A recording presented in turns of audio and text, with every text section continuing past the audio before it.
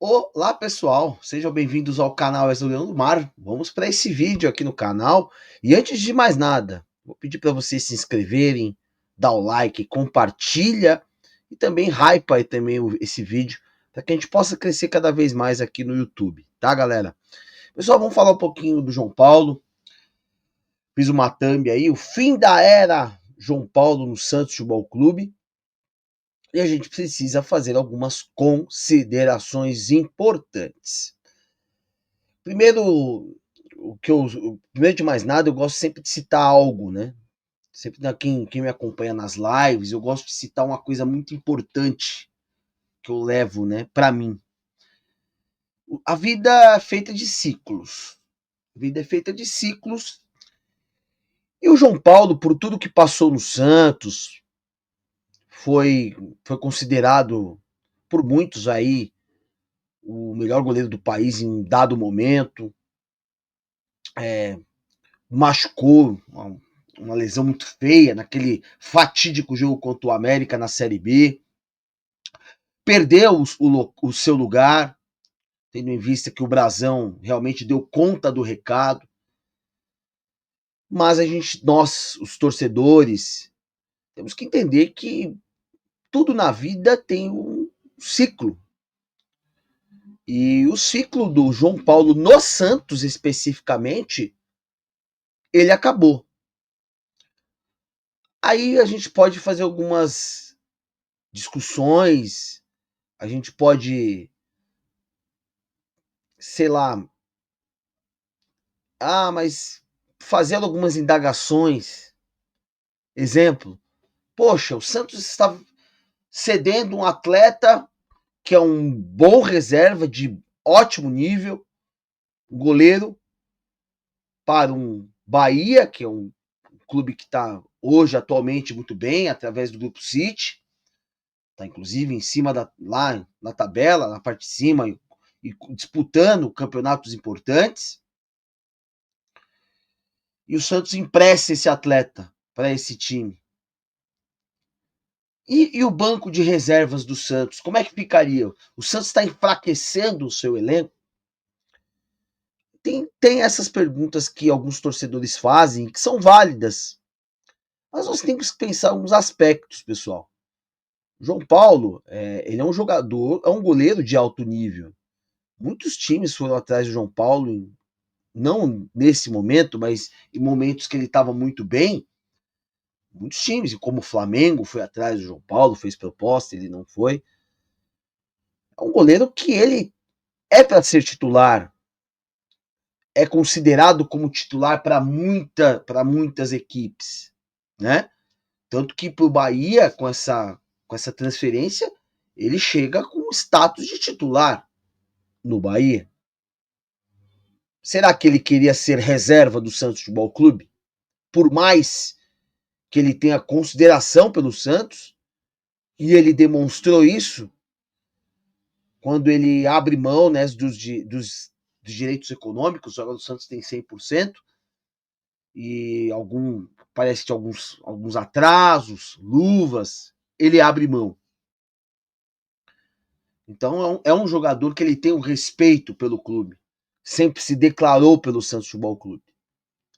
E claro, a gente tem que agradecer o jogador, como agradecemos ao Pituca. O Pituca foi um jogador que sempre demonstrou muito carinho pelo Santos Futebol Clube, e o João Paulo também. Mas existe o outro lado, né? Existe aquele lado que do fatídico ano de 2023, onde muitos soltaram que o João Paulo pediu bicho, né? Ele como liderança para o Santos sair da degola. Eu particularmente não sei dessa história, mas essa história rola, né? Por aí. Também o fatídico jogo contra o Fortaleza, onde ele sai desesperadamente, querendo, no ímpeto, né, no desespero ali, o Santos toma aquele gol que rebaixa de vez a equipe. O Santos precisava de um gol naquele momento. E ele fica marcado por boa parte dos torcedores por essa queda. Ele é o maior responsável pela queda? Claro que não. Mas ele fez parte daquele elenco. E isso ficou marcado negativamente na história do Santos Futebol Clube e na história de muitos torcedores que adoram o João Paulo. O João Paulo é um goleiro que ele pegou uma fase do Santos onde o torcedor tem uma carência enorme de ídolos. Na minha opinião pessoal, tem muitos goleiros na frente do João Paulo e eu não o considero ídolo. Um goleiro importante, teve 2 anos espetaculares no Santos Futebol Clube, mas não a ser considerado ídolo. Vejo torcedores, sabe, com ressentimento dessa ida do João Paulo. Mas esses torcedores têm que entender que existe um ciclo. E ele é um ser humano também. Ele tem as suas ambições. Vocês já se perguntaram se ele também quis ir embora do Santos? Talvez ele também queria ir, pessoal. Então fica esse recado para alguns torcedores. Em termos técnicos, a gente tem que ser objetivo nas coisas quando a gente analisa e deixar, às vezes, a idolatria pelo jogador. O João Paulo, debaixo dos palmos, debaixo da trave, é um dos goleiros espetaculares que o Brasil tem. A gente sabe disso. Dono de um reflexo extraordinário. Mas é um goleiro que tem uma dificuldade enorme de saída de bola. Coisa que para um goleiro é essencial. Não adianta a gente vir aqui e tentar argumentar outras coisas. O goleiro, para ser um goleiro do Santos Futebol Clube, galera, ele tem que ser um goleiro completo. Né? Eu acho que o Brasão, ele tá bem à frente do João Paulo quanto a isso. Que nós vemos as defesas maravilhosas que o Brasão faz debaixo dos palmos. E é um goleiro corajoso, um goleiro que sai. Às vezes está estabanado, mas sai do gol. O João Paulo tem esse defeito que ele precisaria ajustar. Agora, eu não sei se isso é treinamento ou se isso é a coragem. O goleiro também tem que ter a coragem. Né? E o Brasão é esse goleiro que tem coragem. O João Paulo falta essa coragem de saída de bola. Se o João Paulo fosse um goleiro que saísse do gol, treinasse isso, seria um goleiro espetacular. Também tem um probleminha a mais. Não é um goleiro de grande envergadura. O goleiro ele precisa ter envergadura. Ah, Diogo, mas na história do futebol tivemos goleiros aí com baixa estatura. Claro, tivemos. Mas são exceções, a gente sabe disso. Ontem eu estava vendo até o gol de René Guita, né? O goleiro emblemático colombiano, que não era um goleiro tão alto. Tivemos Jorge Campos, goleiro mexicano, né? Um goleiro irreverente, era baixo, jogava inclusive de atacante também no seu clube do México. Tivemos alguns goleiros baixos na trajetória, até no Santos. Tivemos Zenal, que foi campeão da Libertadores. Né? A gente teve, que mais? Héctor Tapia, que começou em 2004 como titular da seleção chilena, foi à Copa do Mundo, era um goleiro baixo. Nós temos goleiros baixos. Eu tenho o João Paulo maior do que esses que eu citei. Mas a envergadura para o goleiro hoje é algo essencial. Ele vai para o Bahia com uma obrigação de compra, não é opção, é obrigação de compra, ou seja, tendo algumas metas a serem cumpridas, o Bahia tem que comprar o jogador. Provavelmente deve ser X jogos sem tomar gols, e se ele bater, o Bahia vai ser obrigado a comprar. Não sei valores quanto a isso, mas foi essa a negociação.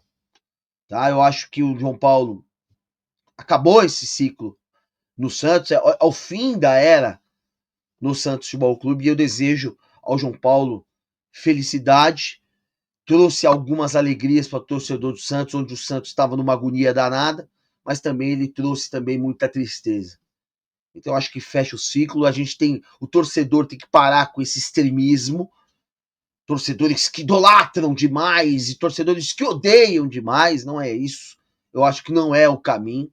Nós temos que botar a cabeça no lugar e pensar friamente no Santos. Alguns preocupados, porque o Santos não tem um reserva à altura. Temos o Diógenes, que vimos ele lá atrás, mais garoto, ainda como goleiro ali na Copa São Paulo, faz muito tempo. Será que o Diógenes não foi um goleiro que ele desenvolveu? Será que ele não precisa de um crédito da torcida? Fica o pensamento. Às vezes taxamos alguém por algo de 5, 6 anos atrás. Até pelo bem, né? Até pelo bem a gente taxa, olha, aquele cara era muito bem há muito atrás. Mas será que o Jorge não evoluiu? Temos garotos também lá que são importantes, goleiros interessantes do Santos, que podem ter essa oportunidade. Então eu acredito que tem que dar essas oportunidades para esses garotos para disputarem a reserva. Muitos se preocupam caso o Brasão seja convocado ou caso o Brasão machuque, que pode acontecer, algo que é suscetível no futebol profissional, mas temos esses garotos e quem está ali treinando esses atletas tem que ter a percepção se eles dão conta do recado. Agora, caso eles não dê conta do recado, o Santos deveria procurar um goleiro reserva. Agora tem um parênteses. Então, por que manter esses atletas lá, né? Se os atletas estão no Santos, eles teoricamente eles têm capacidade para substituir aqueles que saem ou machucam ou o que seja. Eu acho que essa é a lógica. Não é verdade? Ainda mais o goleiro, né? O goleiro é uma posição onde o goleiro ele tem poucas oportunidades. E talvez seja a oportunidade desses garotos. Um dia, caso aconteça alguma coisa com o Brasão, sentido de convocação, ele não pode estar jogando, uma lesão, eles terem a oportunidade. Eu acho que fica. A gente precisa um pouquinho analisar isso e precisamos dar também créditos a esses garotos, tá bom? Espero que vocês tenham gostado do vídeo. Comentem aí no vídeo, é importante. Se inscreva no canal, dá o like, é importante. Se vocês não concordarem, tá tudo certo. Eu acho que o importante é a gente debater. Tá bom, galera? Um grande abraço para vocês e boa quinta-feira, tá bom? Tchau!